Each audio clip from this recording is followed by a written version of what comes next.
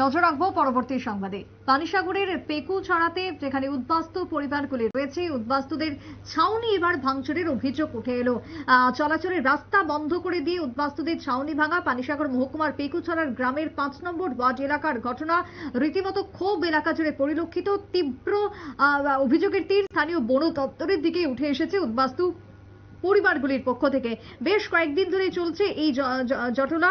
বিশেষ করে সাম্প্রতিককালে আমরা দেখেছি 7 থেকে 8 দিন ধরেও যদি বলি, কাঞ্চনপুর মহকুমার বিভিন্ন এলাকা থেকে প্রায় 13টি গ্রামের 51টি পরিবার অসহায়ভাবে রয়েছেন। ভূমিহীন পরিবারের 217 জন পানিসাগর মহকুমার পেকুছড়া গ্রামের জঙ্গলে আশ্রয় নিয়েছে, কিন্তু এখনো পর্যন্ত তাদের জন্য স্থায়ী কোনো সমাধান নেই। আজকে ছাউনি ভাঙচুর করা হয়, এমনটাই অভিযোগ বন দপ্তরের দিকে। কি বক্তব্য, কি অভিযোগ উঠে এসেছে পেকুছড়া থেকে, শুনুন।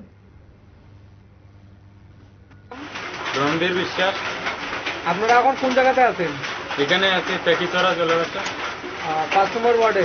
5 নম্বর ওয়ার্ডে। এখানে আপনারা কতদিন হয়েছে আপনারা এখানে আইছেন? 1 সপ্তাহ। 1 সপ্তাহ। আপনারা এখানে আইছেন যে কই থেকে আইছেন? এটা কাঞ্চনপুর থেকে আইছি। কি লেগে আইছেন কাঞ্চনপুর থেকে? কাঞ্চনপুরে এখানে আমরা জায়গা জমি নাই, এর কারণে এখানে সরকার দিচ্ছে, এখানে আসছি। সরকারে দিব বলিয়া আপনি এখানে আইছেন?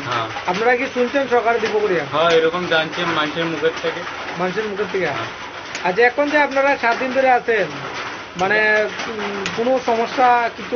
সমস্যা এখানে আমরা 7 দিন ধরে কাটাচ্ছি যাবতীয়। এখানে ঘর বানাচ্ছি, ফরেস্টার তারা ঘর দরজা সব ভেঙে দিচ্ছে। আমরা হচ্ছে বাড়িতে যাওয়ার লাগে যার যে, তো আমরা কার বাড়িতে যাব? আমরা তো বাড়িঘর নেই, এখানে আসছি।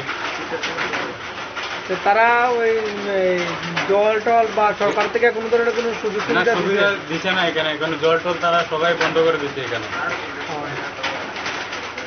এমনি কি প্রশাসনের থেকে আপনার লগে কোনো ধরনের সহযোগিতার হাত বাড়াইয়া দিছে? না।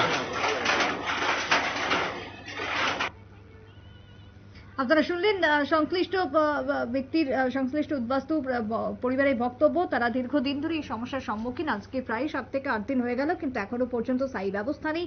মুখ্যমন্ত্রীরা তারা শরণাপন্ন হতে চেয়েছেন, দ্বারস্থ হয়েছেন। এই ব্যাপারে প্রশাসন যাতে পদক্ষেপ গ্রহণ করে সেই আবেদনই রয়েছে উদ্বাস্তু পরিবারগুলির তরফ থেকে।